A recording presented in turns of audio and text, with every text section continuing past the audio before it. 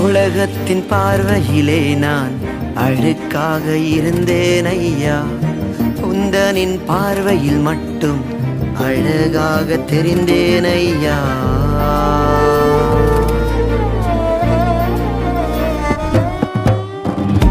உலகத்தின் பார்வையிலே நான் அழுக்காக இருந்தேன் ஐயா, உந்தனின் பார்வையில் மட்டும் அழகாக தெரிந்தேன் ஐயா.